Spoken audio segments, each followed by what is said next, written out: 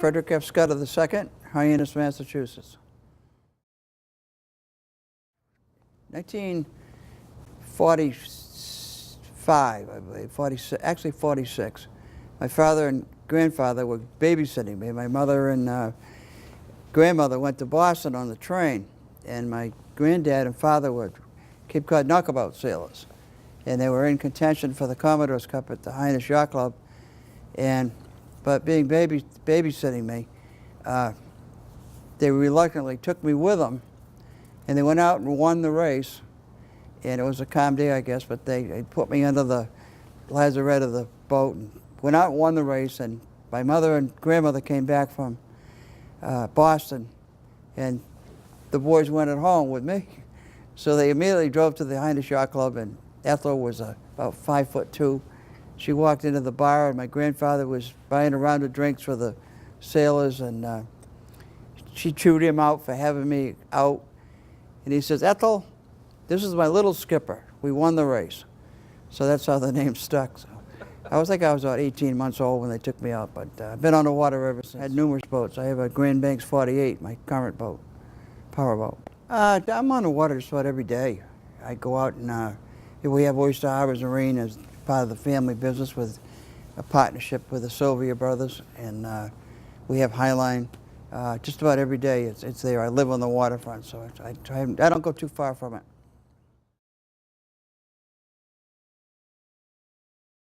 Yeah. Your father and My uncle? Father and uncle, they were a couple of hard-working guys. They had. I never did see my dad a lot as a kid because he was out either driving a school bus, he was going through the chairs at the Masonic Lodge. Then I went in the service, so I didn't really see him a lot. And they had numerous entrepreneurial businesses, pizza supply business. They did everything. So, but they always put money on the table and took care of the families well. Actually, the Scudder Sunoco was their first real business that they started out. They had a little gas station on South Ocean Street, right at the family compound, and you know, we all worked there, either sweeping floors or doing windows. That was their mainstay. Then they formed Barnstable Bus Company.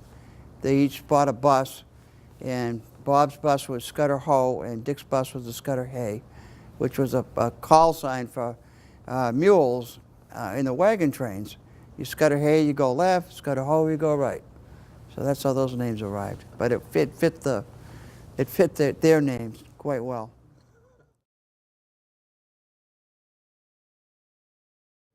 First job I had that I can remember was I was a young kid. I was probably 9 or 10 years old, and word got out after a big snowstorm here that they needed people to shovel Main Street. So a bunch of us went up because we were going to different houses and doing driveways and stuff, but this was big dollars, we thought. So we went up and met a gentleman in front of the old town hall, or the original town hall on Main Street, and he hired us. I think it was 25 cents an hour, and there was 6 of us, and we had a person monitoring us. We had to shovel the Main Street sidewalk off from Town Hall west to about, I think it was High School Road. And then there was kids on the other side doing the same thing, and then the town department would come along and scoop up the snow and take it away. And then a week later, we got a call to go get our checks for $4.50, but it was big money in those days for a kid. Went to the movies 2 or 3 weekends or whatever, and it was just it was a good experience.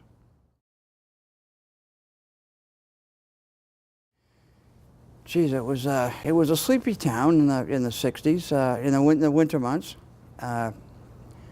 When Kennedy was elected president in 1960, the inaugural address was taken right across the street at the Armory at the time. And of course, I lived right around the corner, so it was big doings. We all went over there, and summertime it was active. I left town in 1962 and went into service, and didn't return until 1967. So I missed a good portion of those years, but it was, to my knowledge, recollection, it was a sleepy town, busy in the summer, Labor Day, the roads, everybody went away, and it was quiet again. Oh, I was in the Navy, and I just made E5, but in order to accept the rating, I had to re-enlist, and I was 23 years old, and I said, you know, all my buddies are back here. I said, I'm not really ready for this commitment, and once you do that commitment, you're in. So I came back to the Hyannis. I had saved a lot of money. I was living at home, and after about probably 3 weeks of that, my father said, I think you ought to find your own place, because he was still driving school bus, and you know, I was coming in late, and he was getting up when I was coming in, and so that worked out. I worked for my family, uncle and father, for about 3 weeks, and I got chewed out by my aunt, my father, and my uncle in the same day. And I said, there's got to be something better to this life, so I went and interviewed with Cape and Mid Electric Company, and I worked for them for 13 years as a lineman. So you kind of move on. Oh, I don't know. I think things that has the most memories, I think, would be the waterfront, Lewis Bay, behind the Yacht Club area, because I spent a lot of time there as my youth growing up, learning to sail, swim, camaraderie. I would say the Calmus Veterans Beach area. A lot of good memories. 1962. Briar K. Connor. He was a little Spitfire. He was probably about 5'3". No one messed with him. He had everybody held him in high regard. As you get older, you'd see him at class functions or reunions and stuff, and no one spoke a bad word of him. He was a taskmaster. He made you toe the rope, but he was good. I mean, you learned a lot. He was character building, I'll put it that way. John Linehan was another one. He was my principal at from grade 1 till grade 6. He was another one that Mr. Linehan, you didn't mess with him. He'd take you and hang you off a coat hook or something and give you a little this and that. But you learned, you never did the same deed twice. And he never told my parents either, or parents. And people respected him for that. Actually, some is okay. I enjoy the dead of winter. I like that when a snowstorm comes and it's peaceful and quiet. Everything is kind of pristine and nice and clean. I kind of like the winter months.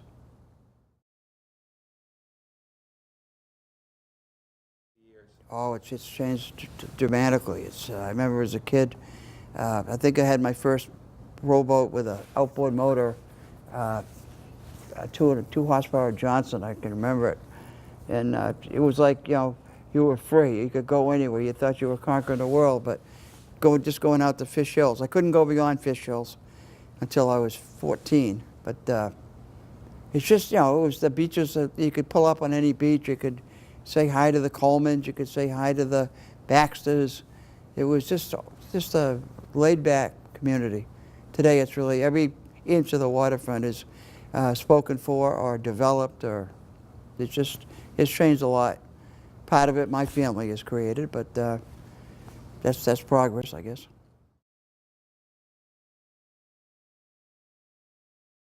Well, I think that, you know, if you have an opportunity if you graduate from high school, and most people don't really know what they want to do, you can, you know, if you can taste life outside of Cape Cod for a little bit, that's good. A lot of people have, a lot of people have been successful, and then sometimes they do return.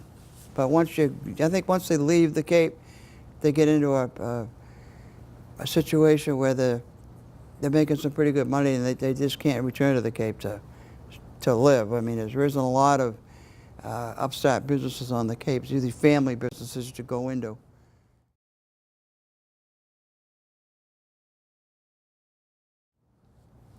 I don't know. It's such a big town now. It just takes a lot to run this town.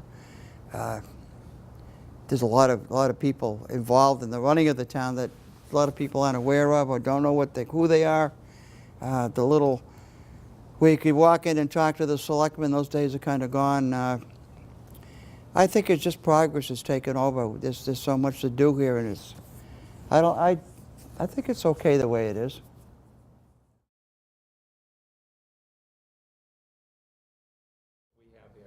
Well, I think you've got, you know, the people that run the town, the councilors, the manager.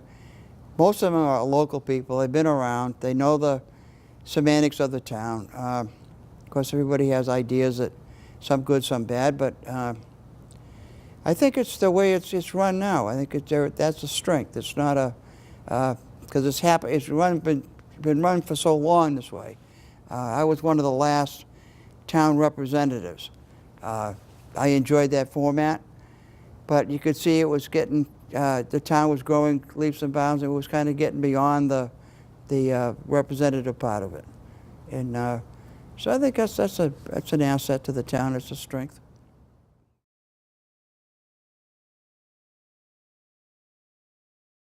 Growing up, right across the street, I used to play here as a youngster with D.B. Reed, his father was a beekeeper that lived on Ocean Street.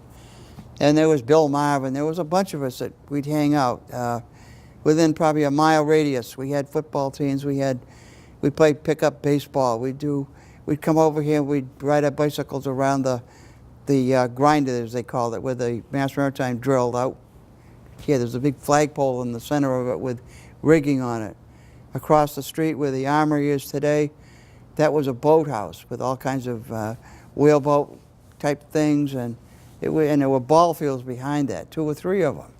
And I used to walk to school through those, and it's all overgrown now, but it was just like you were living in the 1800s because of the nautical aura of the area. It was kind of cool. Frederic Scudder II, Hyannis, Massachusetts.